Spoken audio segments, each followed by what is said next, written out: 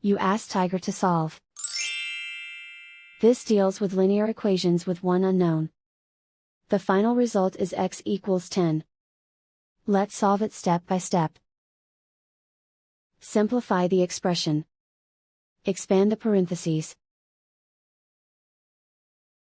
Simplify the arithmetic.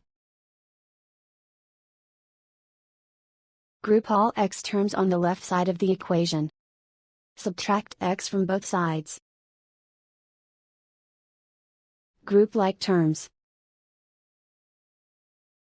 Simplify the arithmetic.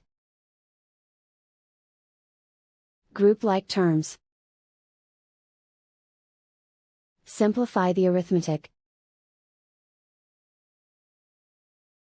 Group all constants on the right side of the equation. Subtract 12 from both sides. Simplify the arithmetic.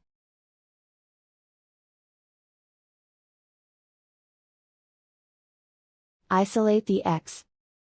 Divide both sides by 3. Simplify the fraction. Find the greatest common factor of the numerator and denominator. Factor out and cancel the greatest common factor.